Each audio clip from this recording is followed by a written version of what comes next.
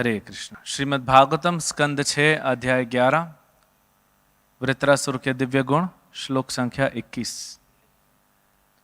अहम समाधाय मनो यताहनः शंकर्षणस्तच्चरणारविन्दे त्वद्वज्रराम ललितग्राम्यपाशो गतिं मुनेर्याम्यपविद्धलोकः। अहं समाधाय मनो यथाहनः शंकर्षणस्तच्चरणारविन्दे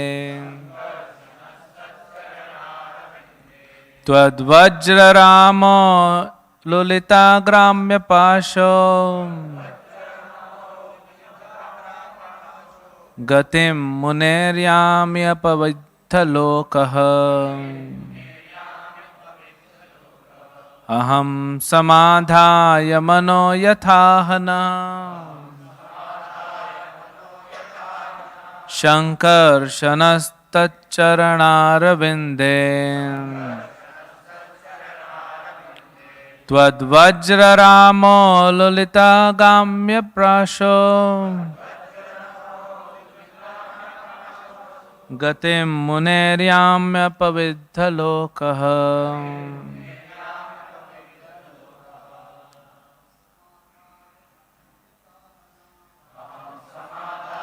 मनो यथा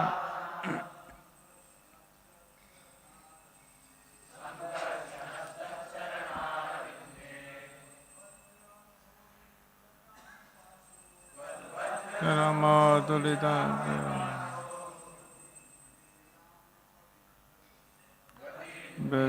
में पवित्रलोकम्। हम समाधाय मनो यथाहनः शंकर्षणस्तच्चरणारविन्दे त्वद्वज्ररामो ललितग्राम्यपाशो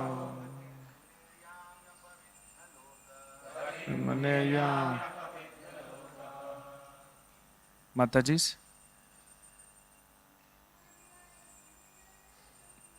अहम समाधाय मनो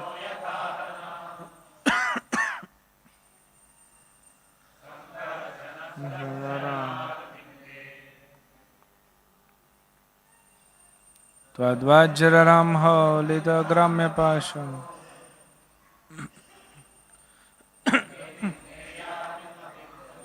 शब्दार्थ अहम मैंने समाधाय स्थिर करके मनः मन यथा जिस प्रकार आह कहा नह हमारा शंकर्षण भगवान शंकर्षण तच्चरणारविंदे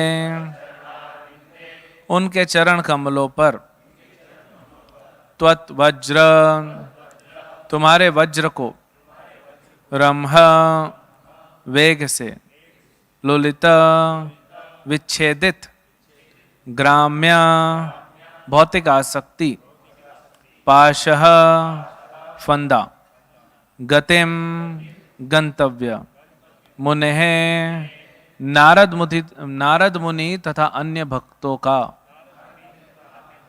यामी प्राप्त करूंगा अपविद्ध त्याग कर लोकः यह संसार जहाँ सभी प्रकार की नश्वर वस्तुओं की कामना की जाती है।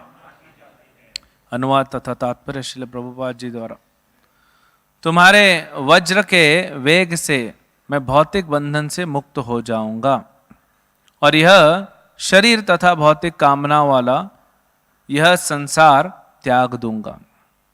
मैं भगवान शंकरषण के चरण कमलों पर अपने मन को स्थिर करके नारद मुनि जैसे महामुनियों के गंतव्य को प्राप्त कर सकूंगा, जैसा कि भगवान शंकरषण ने कहा है।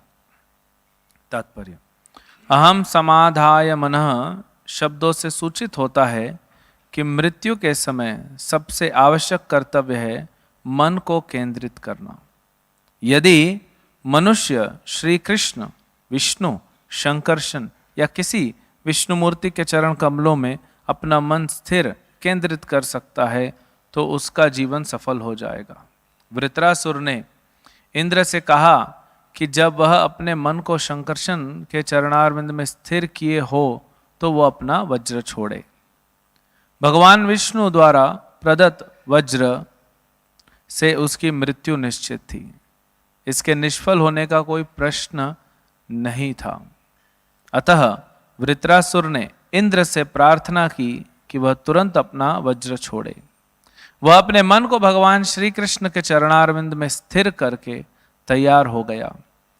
भक्त अपने इस भौतिक शरीर को त्यागने के लिए सदैव तैयार रहता है, जिसे यहाँ पर ग्राम्य पाश अर्थात भौतिक आसक्ति का फंदा कहा गया है। यह शरीर तनिक भी अच्छा नहीं है। यह तो मात्र सांसारिक बंधन का कारण है। दुर्भाग्यवश शरीर के नाशवान होने पर भी मूर्ख तथा धूर्त पुरुष शरीर पर पूर्ण आस्था रखते हैं और कभी भी भगवान के धाम लौट जाने के इच्छुक नहीं रहते। ओम अज्ञानतिमिरन्धस्य ज्ञानाञ्जनशलाकया चक्षुरुन्मिलितं येन तस्मै श्रीगुरुवे नमः। श्रीचैतन्यमनोभीष्टं स्थापितं येन भूतले स्वयं रूप कदा मह्यं ददाति स्वपदान्तिकं।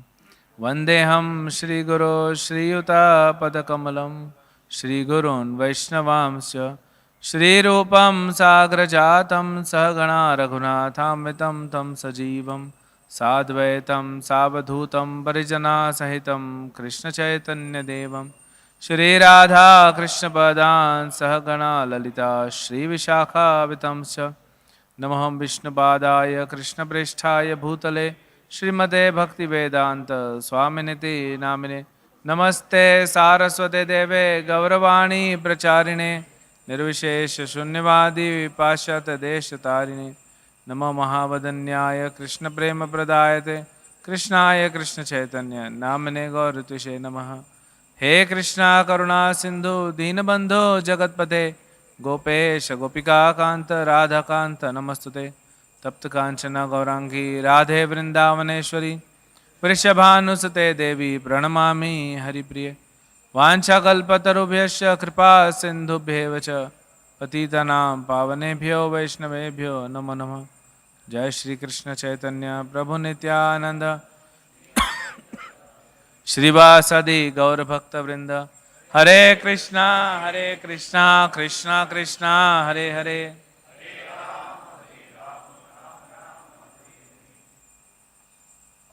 हरे कृष्ण। तो समस्त वैष्णव के चरणों में याचना करते हैं कि वो आशीर्वाद दें अपना। तो श्रीमद् भागवतम के इस श्लोक पे हम कुछ चर्चा कर सकें। बहुत ही मधुर कथा है, स्पेशली ये चैप्टर जहाँ पे श्री सुखदेव गोस्वामी वृत्रासुर के गुणों को प्रदर्शित करते हैं और एक भक्त को कहाँ पहुँचना है एक बेंचमार्क दिया हुआ है।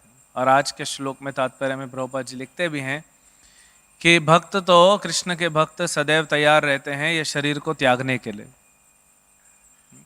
तो मतलब जो भक्त बन गया है शरीर त्यागने के लिए तैयार है। जो शरीर त्यागने के लिए तैयार नहीं है अभी वो थोड़ा और प्रयास करना पड़ेगा, है ना। तो कोई बोलेगा प्रभु जी कब शरीर त्याग करना है, बोलो। ठीक है, तो आप शरीर त्याग करने को तैयार हैं? बिल्कुल तैयार हैं। ठीक है, तो हम आपका शरीर अभी नहीं लेंगे, आपके शरीर से जुड़ी हुई वस्तुएं पहले लेंगे। नहीं, वो मत लीजिए, शरीर ले लीजिए, लेकिन शरीर जिसमें आसक्त है उसको मत लीजिए, है ना। तो शरीर त्यागने का मतलब क्या है? शरीर से संबंधित सारी चीज़ें, चाहे हमारे जो रिश्ते नाते हैं या हमारे ऑब्जेक्ट्स जो हमारे पोजेशन में हैं वो सब त्यागने के लिए तैयार है। अद्भुत है माया का संसार। सबको पता है, हम सबको, कि एक दिन ये छोड़ के सब जाना है। या तो भगवत धाम जाएंगे या तो अगला जन्म लेंगे, लेकिन ये सब छोड़ के जाना है। फिर भी आसक्त हैं। यही माया का प्रभाव है। इसी से पता पड़ता है कि हमारी जो बद्ध अवस्था है कितनी गहरी है। तो एक आध साल या 10-20 साल के भजन से हो सकता है क्लियर ना हो, तो भक्त को थोड़ा सा पेशेंस रखना होगा, एक साधक को धैर्य रखना होगा और दृढ़ता पूर्वक लगे रहेगा, तब भगवान जहाँ के कहीं कृपा करेंगे।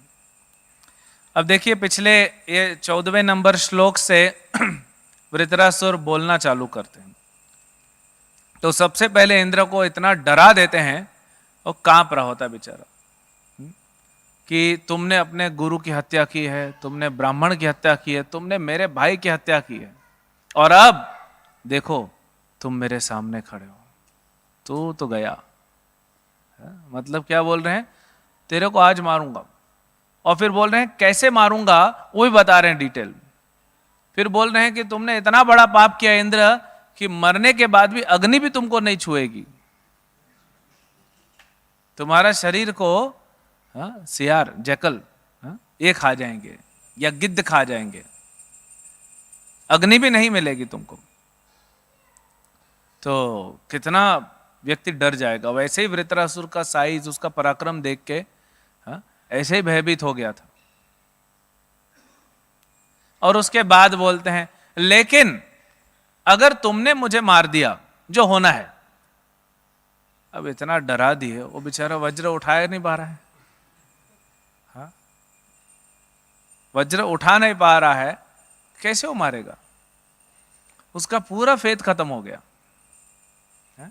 बोले ये वज्र में जो है दधीची मुनि की तपस्या है, ये वज्र में भगवान विष्णु का आदेश है, तो मैं तो मरूंगा, ये निश्चित है। तो तुम वज्र उठाओ और मारो, और मेरा शरीर मैं गिद्धों और ये जो सियार होते हैं इनको देके चला जाऊंगा।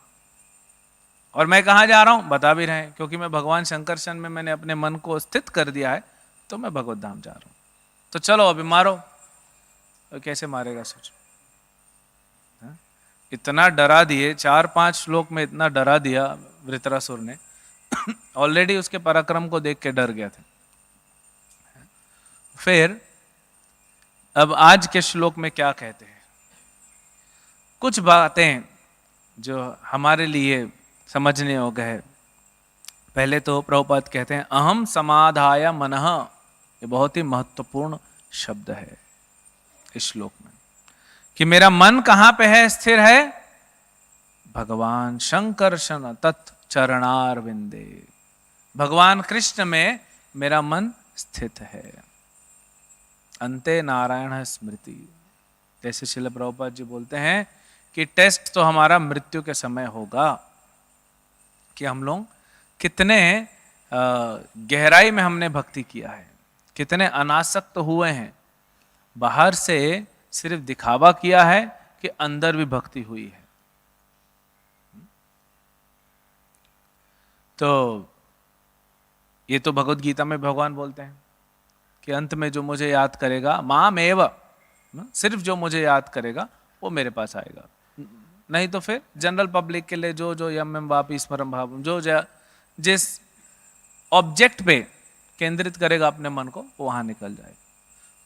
तो एक तो ये बता रहे हैं।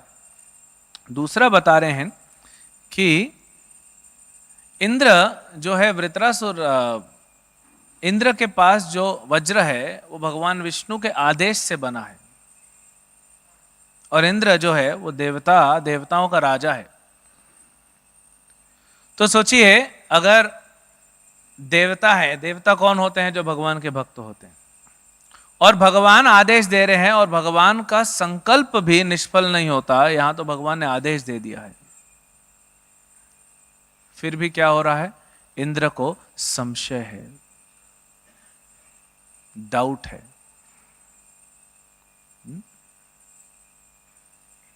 तो इसको हमारे केस में अगर लेना है तो हम कैसे लेंगे? हमारे पास भागवत है, भगवत गीता है, भगवान के डायरेक्ट वाणी है हमारे पास, आचार्यों की कमेंट्री है, शिल प्रभुपाद की रात भर जागे हुए मेहनत की कमेंट्री हमारे पास है।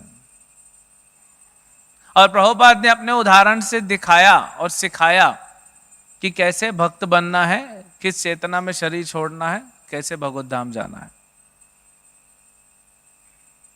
लेकिन हमको कितना विश्वास है? विश्वास अगर कम होगा तो शास्त्र पढ़ने से, शास्त्र पढ़ने में अगर शास्त्र में विश्वास नहीं है तो उतना ही रिवील होगा जितना विश्वास है। पूर्ण विश्वास हमारा है शास्त्रों में तो पूर्ण ज्ञान हमको मिल जाएगा और वो हमारे चरित्र में दिखेगा। प्रभुपाद जी कहते हैं कि आप जप करो, बाकी मैं देख लूंगा, आप भक्ति करो, बाकी मैं देख लूंगा। हम सुनते हैं, बोलते हैं, जय प्रभुपाद भी बोलते हैं, लेकिन कितना विश्वास है वो तो हम जब अपनी साधना करते हैं तब हमको समझ में आता है। हमें कितना विश्वास है कि साक्षात भगवान ब्रजेंद्र नंदन यहां खड़े हैं।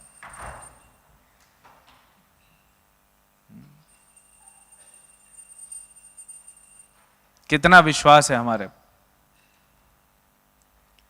तो हम सुने, तो जितना विश्वास होगा वो उतना ही भक्ति में उन्नत हो पाएगा। बहुत सारी हमने कथाएं सुनी हैं। वो नारद मुनि आते हैं, कॉबलर एंड द ब्राह्मण, है ना, स्टोरी सुना है ना हमने। एक ब्राह्मण होता है, एक मोची होता है, लेकिन ब्राह्मण को विश्वास नहीं है। न भगवान पे विश्वास था, न नारद मुनि पे विश्वास था।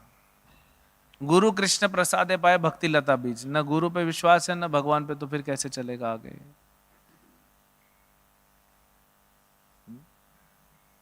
ये तो शास्त्र हो गए। डे टू डे लाइफ में हमारा विश्वास डगमगाया जाता है। कृष्ण हमें डेली मौका देते हैं कि टेस्ट करो अपने आप को, कितना विश्वास है। हम एक सेवा में लगते हैं, रत हो जाते हैं, और सडनली बोला जाता है ये छोड़ो, ये पहले करो, तो हमारा माइंड डिस्टर्ब हो जाता है। इसीलिए प्रभुपाद ने कहा, never get attach to your service, be attach to serving. सेवा करने में आसक्ति बनाओ, सेवा से आसक्ति मत बनाओ, क्योंकि ये तो चेंज होते रहेगा। अगर सेवा करने में आसक्ति होगी तो जो सेवा मिलेगी हम उसमें लग जाएंगे। तो ये बात हमारा देखना है, और डेली टेस्ट होगा। डेली हमारे सामने ऐसी सिचुएशन आएगी जहां हमारा विश्वास भगवान पे, गुरु पे, उनकी वाणी पे टेस्ट किया जाएगा।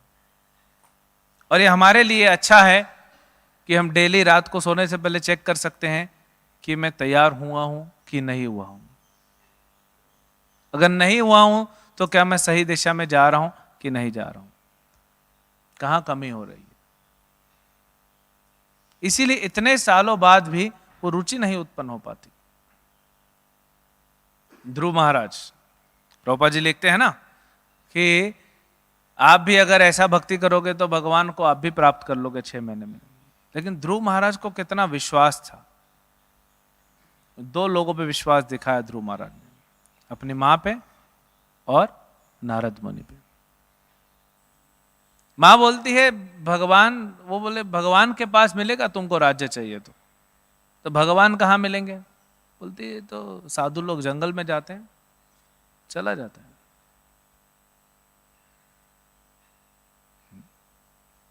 हम बोलते हैं, इवन प्रभुपाद लिखते हैं भगवद गीता 4.34 के परपट में, that blind following is condemned। हमें ब्लाइंडली कुछ भी एक्सेप्ट नहीं करना चाहिए। लेकिन कब तक? क्या मैं दीक्षा लेने के बाद भी जो मेरे गुरु कह रहे हैं मैं उस पर डेलिबरेट करूं, सोचूं या विश्वास करूं? प्रभुपाद जी बोले चैंट एंड बी हैप्पी, तो विश्वास करूं ब्लाइंडली कि नहीं करूं? कि उस पर भी थॉट प्रोसेस डालूं। हालांकि ऐसे भक्तों के लिए भी प्रभुपाद ने आंसर दिया है कि ट्राई कर लो, लेकिन एक बार हमने स्वीकार कर लिया तो फिर बस चलते जाना। ऐसा थोड़ी कि पहुंच गया, गोलोक पहुंच गया, कृष्ण बोल रहे चलो आज अघासुर का वध करना है, थोड़ा जल्दी चलना है, टिफिन पैक कर लो, और हम सोच रहे हैं कि नहीं टिफिन वहां खाने मिलेगा कि नहीं मिलेगा। तो कृष्ण तो खुद बोल रहे हैं ब्लाइंड फॉलोइंग। तो हमने जब ये मार्ग को चुना है और हम टेस्ट करके आए हैं और हमने अप्लाई किया है और हमको बेनिफिट मिला है, इसीलिए तो हम यहां पे आए हैं सब छोड़ के। तो अब तो विश्वास होना चाहिए पूर्ण कि जो बोला गया है भागवत में वो परम सत्य है, क्योंकि हमने सब डिलिबरेशन पहले कर लिया है। तो इंद्र को विश्वास की कमी थी, इसीलिए घबरा रहा था वज्र छोड़ने से। नहीं हुआ तो जैसे गदा छोड़ा था, इंद्र ने गदा छोड़ा तो वृत्रासुर ने तो गदा पकड़ के उल्टा फेंक दिया, तो हाथी और इंद्र दोनों पीछे। कैसे वो हथियार फिर से छोड़ेगा? उसको विश्वास नहीं है भगवान। तो ये विश्वास की कमी है। तो हमें अपने आप को टेस्ट करना चाहिए। फिर क्या कहते हैं प्रभुपाद जी लिखते हैं इसमें, भगवान विष्णु द्वारा प्रदत्त वज्र से उसकी मृत्यु निश्चित थी, इसके निष्फल होने का कोई प्रश्न नहीं था। अतः वृत्रासुर ने इंद्र से प्रार्थना की कि वह तुरंत अपना वज्र छोड़े। हाँ भाई मार दो मेरे को, मैं भगवत धाम चला जाऊं, मेरे को मार दो। यहां पे एक और प्रिंसिपल सीखने को मिलता है, बिना इंद्र का वज्र छाती में लिए हम भगवत धाम नहीं जा सकते। तो कौन है इंद्र और क्या है वज्र, है ना? समझ गए ना? तो इंद्र मतलब जो हमारे, जिनके अंडर में हम सेवा करते हैं, और वज्र तो आएगा। इंद्र मतलब राजा ना, और वज्र अलग अलग जगह से आता है, कभी आंखों से निकल जाता है, कभी जीवा से आ जाता है, जीवा से भी अलग अलग आता है, कभी डायरेक्ट आता है, कभी सेवा के रूप में आता है, फिर सेवा में कष्ट आते हैं। मतलब बिना कष्ट लिए हम जा नहीं सकते,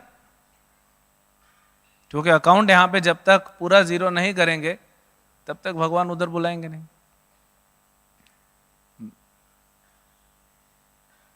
तो कोई बोल सकता है ठीक है प्रभु जी, अभी तो जीवन अच्छा चलना चाहिए, लास्ट में जितने इंद्र आने आने दो, जितने वज्र चलाने, अभी क्यों तकलीफ हो रही है? तो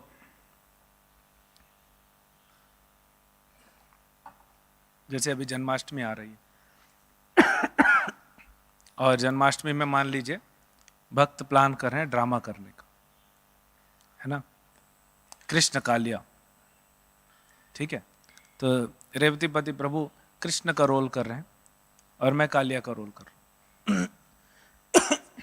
ठीक है, 7 तारीख को ये परफॉर्म होना है यहां पे। अब क्या 7 तारीख को डायरेक्ट मैं आऊंगा और प्रभु जी आएंगे और परफॉर्म करेंगे? नहीं, आज से रिहर्सल चालू करना पड़ेगा, है ना। तो रिहर्सल में कृष्ण कालिया को गले लगाएंगे कि उसको पिटाई देंगे?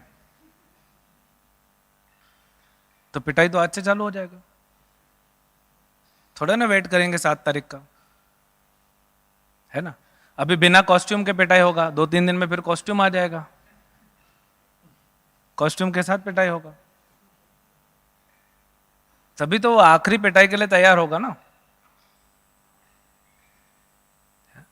तो हमारा स्टॉक इतना भरा हुआ है कि भगवान का कृपा देखिए, वो थोड़ा थोड़ा करके दे रहे हैं,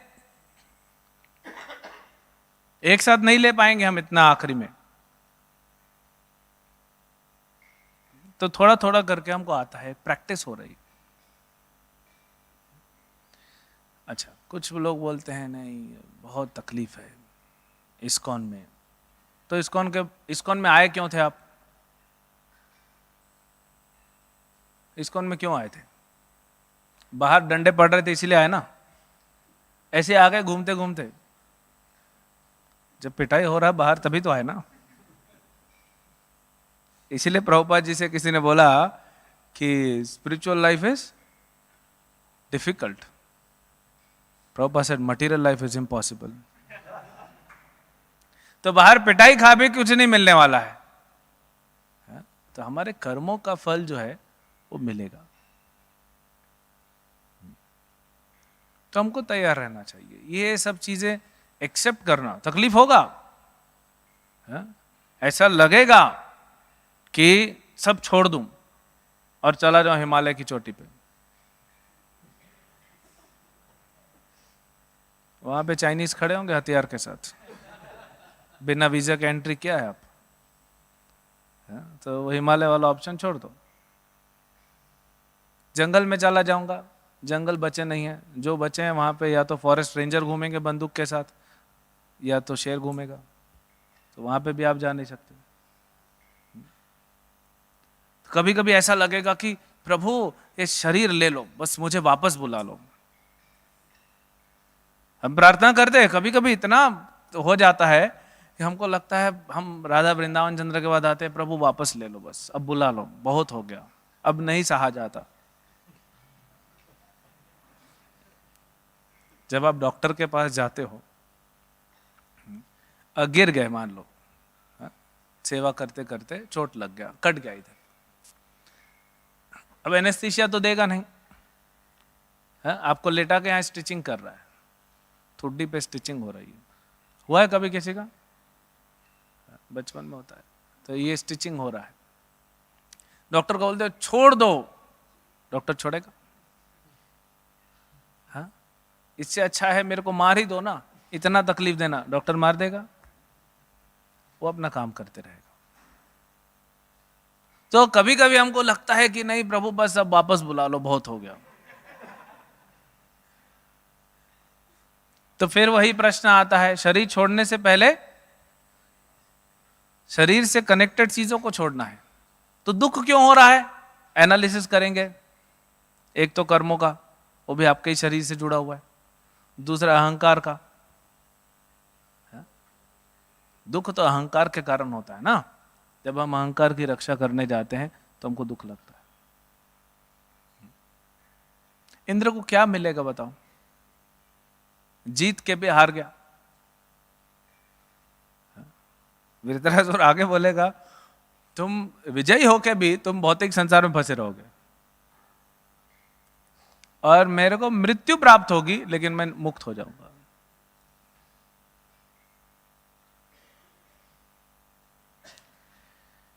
प्रभुपाद जी का थोड़ा लाइफ हिस्ट्री अगर हम देखते हैं, श्रील भक्ति सिद्धांत सरस्वती ठाकुर के जाने के बाद, तो प्रभुपाद ने बहुत प्रयास किया, अलग अलग गौड़ीय मठ में जाके हाथ जोड़ के बोले कि प्रचार करो, हम सबको साथ में आना चाहिए, पहला यूनिटी, फिर प्रचार। ऐसे ही नहीं, भक्ति सिद्धांत सरस्वती ठाकुर का नाम सिम्हा गुरु था, और प्रचार में used to roar like anything. तो उन्होंने बहुत प्रयास किया। उस उम्र में जब 50s में प्रभुपाद जी को सन्यास लेना था, तो सन्यास नहीं मिल रहा था। मायापुर गए, फिर दिल्ली गए, दिल्ली मंदिर में जो गौड़ी मठ सेंटर है वहां पे प्रभुपाद ने सेवा भी किया। हाँ? उनके गुरु भाई के शिष्य को प्रभुपाद जी नहीं जमे, तो उन्होंने कंप्लेंट कर दिया और वहां से प्रभुपाद जी को जाना पड़ा। फिर भी प्रभुपाद ने हिम्मत नहीं हारी, अकेले प्रचार चालू किया। सन स्ट्रोक हुआ, बेल ने अटैक किया, फिर भी हिम्मत नहीं हारे, एंड फिर आपको पता है क्या क्या हुआ। लेकिन जो जिन भक्तों को प्रभुपाद बोल रहे थे ये भौतिक संसार जो है ये आरामदायक जीवन देने के लिए नहीं बना है, यहां कॉम्प्लेसेंसी चलेगी नहीं। Comfort zone for devotees is like a coffin, अगर मैं कंफर्ट जोन में हूं तो मैं भक्ति में आगे नहीं बढ़ रहा हूं। अगर सब कुछ मेरे जीवन में, मेरी सेवा, मेरी साधना, सब कुछ अच्छा चल रहा है तो कुछ गड़बड़ जरूर है। क्योंकि भक्ति में एक स्टेप आगे बढ़ाने के लिए भगवान तक तो शुद्धिकरण करेंगे। अगर आपको डॉक्टर स्टिचिंग कर रहा है और आपको दर्द नहीं हो रहा है तो गड़बड़ है। या तो स्टिचिंग हो नहीं रहा है, या तो आपके चेहरे पे नहीं हो रहा है। सो अगर भक्ति में बढ़ेंगे तो हमको तो सहना पड़ेगा। कुछ हमने देखा है, भक्त बोलते हैं नहीं नहीं ये सेवा में बहुत अपराध होता है। देखो, सेवा में अपराध नहीं होता। ऐसी कोई सेवा हमको दी नहीं जाएगी जिसमें अपराध होगा। अपराध हम करते हैं। अगर सेवा में अपराध होगा तो वो सेवा बनी क्यों है फिर? जिस सेवा में अपराध होगा तो सेवा बनाई क्यों गई? तो सेवा में अपराध नहीं होते। नहीं, ये बहुत संघर्ष करना पड़ेगा, तो संघर्ष तो करना पड़ेगा। या तो भौतिक संसार में रह के हम संघर्ष करें, या तो भौतिक संसार से निकलने के लिए संघर्ष करें। क्यों प्रभुपाद बार बार प्रचार पे बल देते थे? क्यों भगवान को गाय और ब्राह्मण प्रिय हैं? अब दोनों का जीवन देखिए, ब्राह्मण और गाय का, ये दोनों स्वार्थी नहीं होते, दोनों का जीवन दूसरों के लिए है।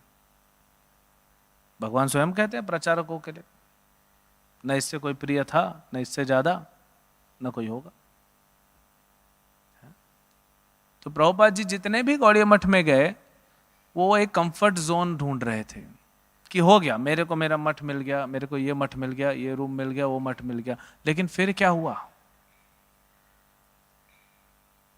कुछ सालों में प्रभुपाद जी ने इस्कॉन जो है स्थापित कर दिया, और फिर जब इंडिया आए तो पूरे विश्व में स्थापित हो गया। गौड़ी मठ जिनको अपर एज था, वो नहीं ग्रो कर पाए। सिमिलरली कहीं भी जाइए, कोई भी, ये सब ऑथोराइज्ड सिस्टम की बात कर रहे हैं हम। श्री वैष्णव संप्रदाय, मध्वा संप्रदाय, रुद्र संप्रदाय, रेयरली आप सुनते हैं कि कोई प्रीचिंग हो रहा है ज्यादा। प्रभुपाद जी गए तिरुपति, क्या बोले? आप लोग को भगवान इतना धन दे रहे हैं, इतना डोनेशन आ रहा है, उसको प्रचार में लगाओ। अब तो मंदिर खुलना चालू हुए टीटीडी के अलग शहरों में, कुछ 10-15 साल से। श्रील भक्ति सिद्धांत ठाकुर के बाद कौन ऐसा है जिसने मंदिर के ब्रांचेस खोले? प्रभुपाद जी ने खोला। और उसमें संघर्ष होगा। आराम से बैठेंगे तो फिर अगले जन्म में फिर भी यहीं पे आना पड़ेगा। एक तो हम फंस गए हैं, पता है? एक बार भक्ति चालू हो गई तो आप बोलते रह जाओ। जैसे पूतना ने कृष्ण को एक बार उठा लिया, मुंचा मुंचा बोल रही है, छोड़ दे छोड़ दे छोड़ दे, छोड़ा कृष्ण। तब आप लोग आ गए हो, हम सब आ गए हैं, हमने पकड़ लिया, अब छोड़ने नहीं वाले हैं। तो जितना जल्दी उद्धार हो जाए, यहां से निकल जाए अच्छा है, नहीं तो अगले जन्म में फिर पकड़ेंगे, फिर अगला जन्म आना पड़ेगा, फिर पीला पहनना पड़ेगा, तो रहेंगे तो वहीं पे, फिर नया इंद्र मिल जाएगा, सिचुएशन वही रहेगी। क्योंकि ये मूवी का, हमारे लाइफ की मूवी का स्क्रिप्ट राइटर सेम है, डायरेक्टर सेम है, प्रोड्यूसर सेम है, सिर्फ एक्टर चेंज होते रहते हैं। स्क्रिप्ट तो सेम है ना, उससे बच के किधर जाएंगे हम? तो वृत्रासुर सामने से तैयार है, आने दो वज्र को, मैं तैयार हूं। फिर आगे कहते हैं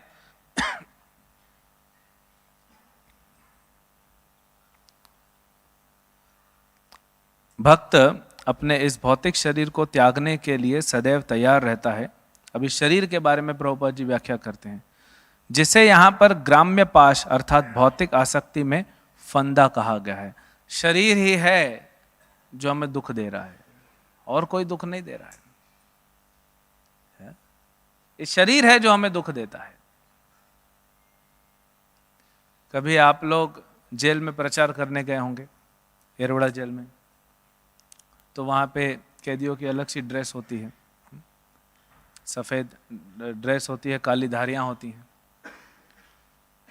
अब मान लीजिए आप रोड पे कीर्तन करने के लिए निकले हैं और एक व्यक्ति उस तरह की ड्रेस पहने, और टोपी भी होती है, ड्रेस भी होती है, वो रोड पे चल रहा है, आप क्या सोचेंगे? ये बाहर कैसे घूम रहा है? और वो क्या एकदम छाती चौड़ी करके घूमेगा? अगर आपको जेल से निकाला भी जाएगा तो वो कपड़ा में नहीं निकाला जाता। सो प्रभुपाद जी बोलते हैं this human body is embarrassment. Jail से बाहर अगर घूमेगा उस जेल का वर्दी को पहन के, तो उसको शर्म आएगी कि मैं कैदी हूं। लेकिन हमको ये मनुष्य जीवन प्राप्त होने के बाद, ये भौतिक शरीर प्राप्त होने के बाद हमको गर्व हो जाता है।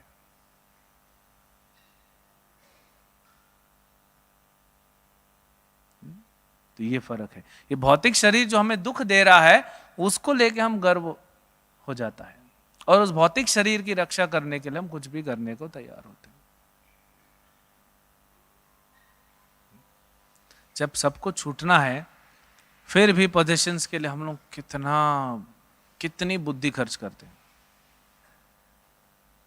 प्रभुपाद जी ने कहा कृष्ण कॉन्शियसनेस और भक्ति इज सिंपल। है क्या सिंपल? किसको किसको भक्ति सिंपल लगती है, प्रैक्टिस कर रहे हैं, बताइए। तो फिर प्रभुपाद कह रहे हैं तो क्या गलत कह रहे हैं? तो भक्ति सिंपल है? लेकिन प्रॉब्लम कहाँ है? हमको फिजिकल प्रॉब्लम नहीं है, इंटेलेक्चुअल प्रॉब्लम नहीं है, स्पिरिचुअल प्रॉब्लम नहीं है। हमारा प्रॉब्लम क्या है? इमोशनल, मेंटल प्रॉब्लम है। पूरा संसार ही मेंटल असाइलम है। हमको मेंटल प्रॉब्लम है, और इसीलिए क्या जरूरी है ज्यादा? अर्जुन को क्या प्रॉब्लम था? फिजिकल प्रॉब्लम था। अर्जुन बोला मेरे को आज कमजोरी लग रहा है, थोड़ा मेरे को ग्लूकोन डी पिलाओ कृष्ण, तब मैं युद्ध करूंगा। ऐसा तो नहीं बोला ना। अर्जुन को इंटेलेक्चुअल प्रॉब्लम नहीं था, स्पिरिचुअल प्रॉब्लम नहीं था।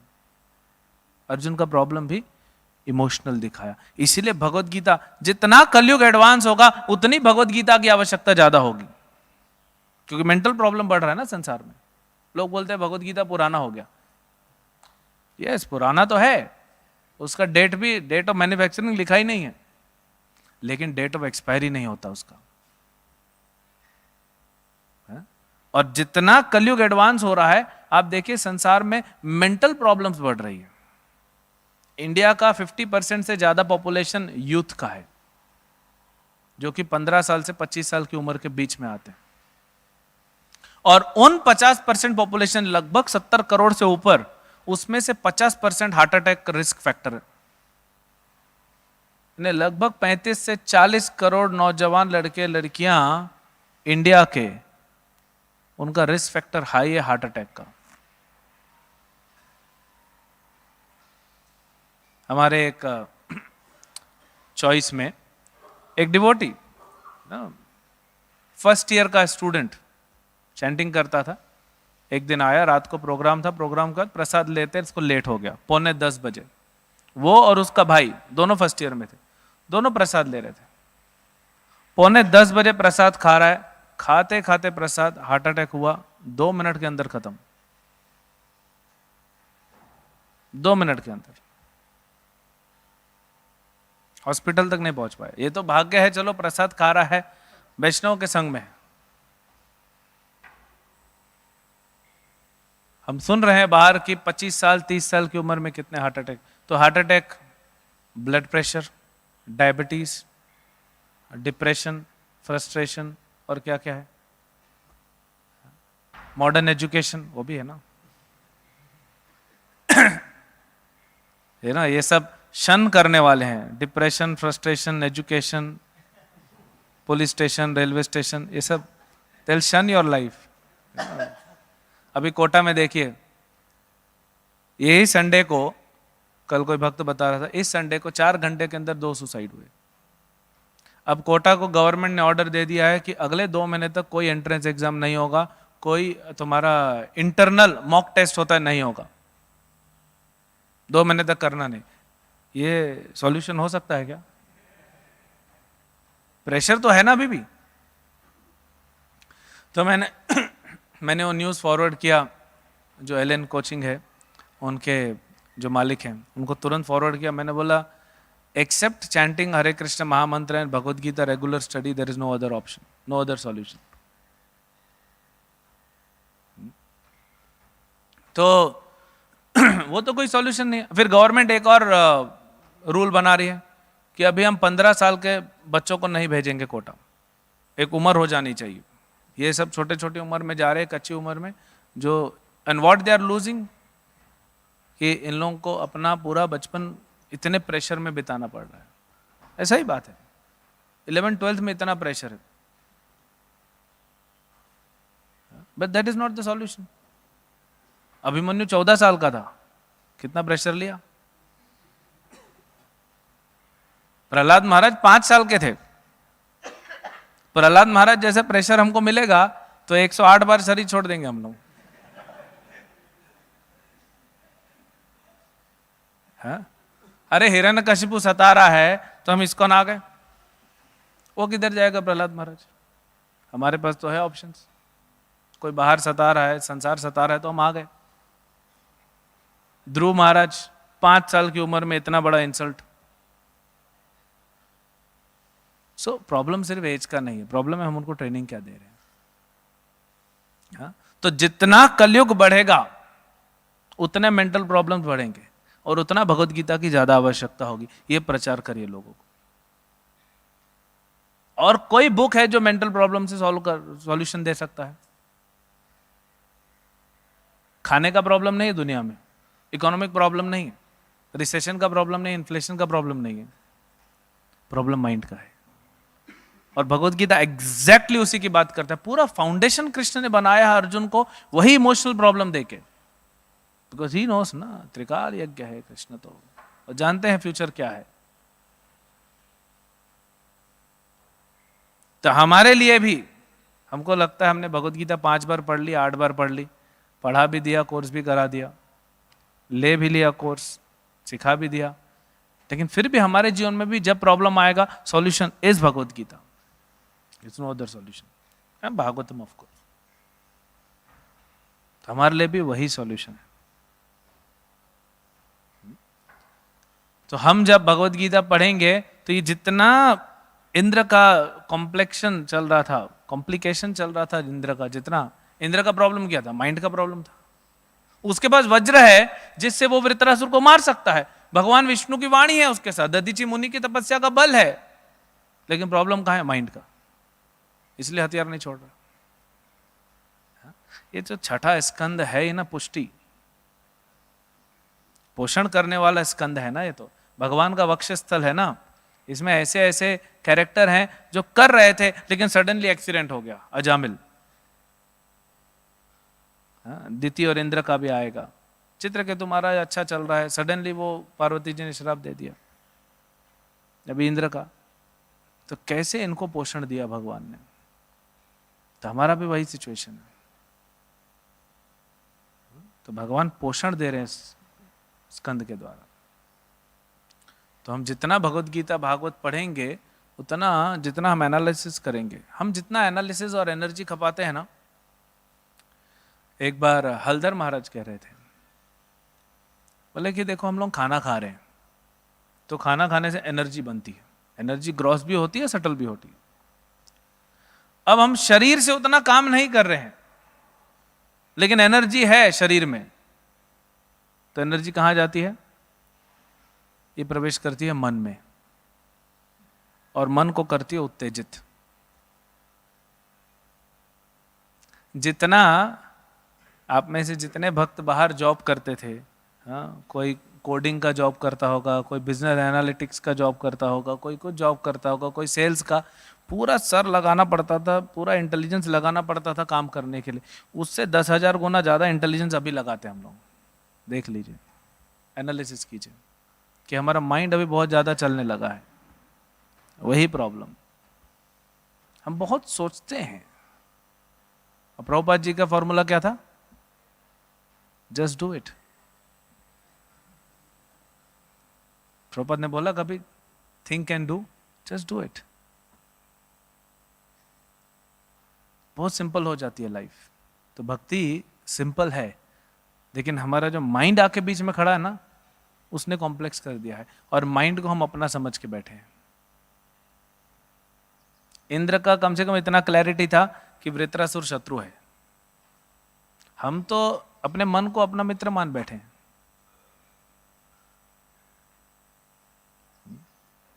अगर मान लीजिए सब्जी काटते वक्त किसी का हाथ कट जाए, खून बह रहा है, तो हाथ कट गया, खून बह रहा है, मतलब जो है उसको ट्रीट करना है। तो ट्रीट करने वाला कभी शत्रु हो सकता है क्या? तो वैसे ही जो गुरु होते हैं, भगवान होते हैं, जो आचार्य होते हैं, जो ग्रंथ होते हैं, जो वैष्णव होते हैं, वो हमको ट्रीटमेंट दे रहे हैं। और तकलीफ तो होगा ट्रीटमेंट।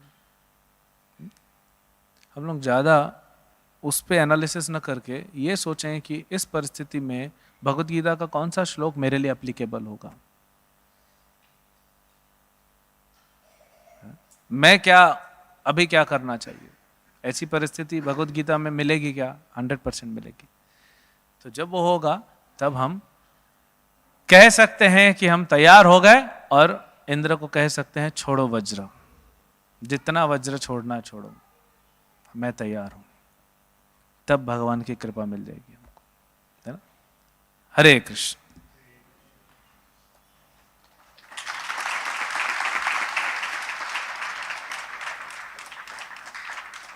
कोई कमेंट्स, सुधार?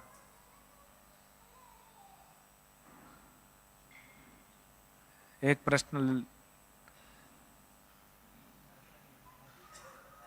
प्रश्न पूछने का आदेश है। ये पूछ रहा है, प्रश्न पूछने का आदेश है। अथा तो ब्रह्म आदेश फिर जिज्ञासा। प्रभु से वज्र आया है तो वज्र तो धारण करना पड़ेगा। नहीं, प्रभु जी के भाषा की इसमें बोल, वो तो कभी वज्र आता ही नहीं उनको। वज्र भी छोड़ेंगे तो बहुत मधुर छोड़ेंगे। तो प्रभु जी बहुत बहुत धन्यवाद है विश्वास के बारे में बात करने के लिए। तो मेरा प्रश्न ये है कि ये सब जानते हैं, विश्वास को बढ़ाए कैसे? जस्ट डू इट करने के लिए विश्वास होना चाहिए, तो वो विश्वास को कैसे बढ़ाए? अगर कुछ बताएंगे तो अच्छा। यही तो हमारी बुद्धि का प्रयोग करना है। विश्वास को कैसे बढ़ाएं, शास्त्रों में जो दिया गया उस पर हमारा विश्वास कैसे बढ़ाएं, यही तो हमें बुद्धि दी गई ना भगवान ने। इसलिए जैसे हम भौतिकवादी लोगों को बोलते हैं, उनका क्या सिद्धांत है? अर्ध कुकुट न्याय। वो शास्त्रों को स्वीकार नहीं करते, करते हैं वेदों को। बाहर के लोग जहां उनको ट्रीटमेंट करना होगा आयुर्वेद में पहुंच जाएंगे, जहां उनको कुछ करना होगा ज्योतिष के पास तो हर कोई जाता है। जितने भौतिकवादी व्यक्ति हैं आजकल, तो विदेशी व्यक्ति भी सब ज्योतिष के पास जा रहे हैं। बहुत चाइना में, यूएस में बहुत चल रहा है एस्ट्रोलॉजी का। यूएस में बहुत यज्ञ हो रहे हैं, विदेशी लोग यज्ञ कर रहे हैं। तो इन लोग वेद उठा रहे हैं, वेदों की चीजें उठा रहे हैं। तो मतलब इनको समझ में आ रहा है कि वेद सही है। अब इन लोग क्या करते हैं कि ये पार्ट सही है गीता का, ये पार्ट नहीं है ना? तो हमको ऐसा नहीं बनना चाहिए। जब हमको समझ में आया कि कुछ भगवत गीता के श्लोक जो हैं मेरे को सहारा मिला है, और मेरा जीवन में कुछ तो अच्छा हुआ है, चैंटिंग करने से, गीता भागवत पढ़ने से, सेवा करने से, दर्शन लेने से। तो ये क्यों अच्छा हुआ है? क्योंकि प्रभुपाद ने कहा है। तो प्रभुपाद की सारी बातें भी अच्छी ही होंगी। मेरे को नहीं समझ में आ रहा है, हा? हम तो डॉक्टर के हाथ का दिया हुआ गोली खा लेते हैं। डॉक्टर प्रिस्क्रिप्शन लिखता है। आपको पता है पूरे दुनिया में हर साल पिछले साल 7,500 से 8,000 लोग मर गए, क्योंकि मेडिकल स्टोर वाला डॉक्टर का प्रिस्क्रिप्शन सही से पढ़ नहीं पाया। फिर भी डॉक्टर का प्रिस्क्रिप्शन लेके जाते हो ना, आपको नहीं समझता है ना, मेडिकल वाले को समझता है, पता नहीं, क्योंकि 8,000 लोग मर चुके हैं।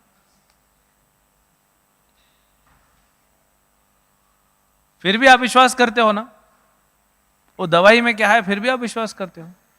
सो प्रभुपाद जी के चलते, प्रभुपाद जी के वाक्यों में आपको पिछले 10 साल से जो बेनिफिट मिला है उस पर विश्वास करो।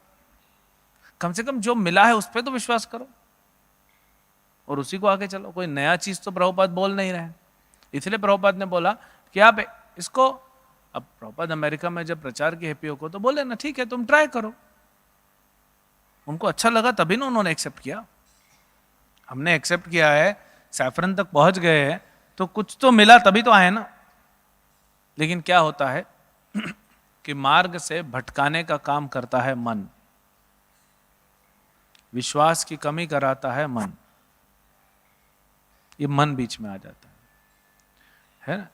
तो हमें मेंटल डायलॉग्स कम करने पड़ेंगे और इवेंचुअली छोड़ने पड़ेंगे। मेंटल डायलॉग्स क्या है? जब हम अपने मन के साथ बात करते हैं। चैंटिंग के समय हम क्या करते हैं? चैंटिंग है कृष्ण के साथ बात करने का समय, लेकिन हम क्या करते हैं? मन के साथ बात करते हैं।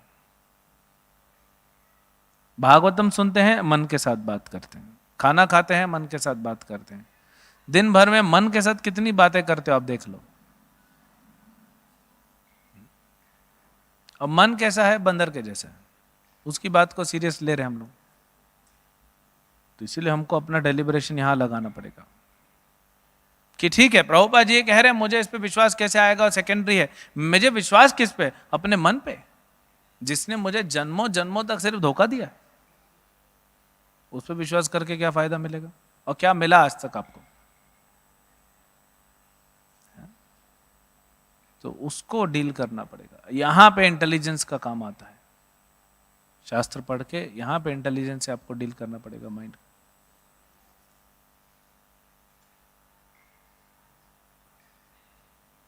प्रभु जी का वज्र तो मैंने कर दिया, लेकिन आपने भी एक वज्र भेजा था कि कुछ कमेंट है क्या? तो बहुत बहुत धन्यवाद प्रभु जी, आपने जो बताया वो बहुत गहरा था और बहुत व्यवहारिक था मेरे लिए। तो बहुत बहुत धन्यवाद। आपका आशीर्वाद चाहता हूँ कि मन के साथ बात कम करो कल से, तो कृपया प्रार्थना और आशीर्वाद दे, क्योंकि मैं आपके साथ रहा हूँ 11 साल पहले, तो तब भी से देख रहा हूँ। आपका एक होता है कि एक अथॉरिटी, एक इंद्र होता है जैसे आपने बताया, लेकिन अथॉरिटी डायरेक्ट हर एक को इंद्र तो नहीं होता।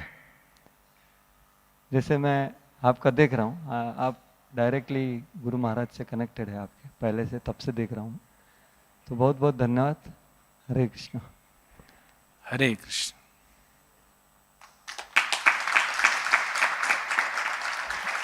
श्रील प्रभुपाद की जय। ग्रंथराज श्रीमद् भागवतम की जय।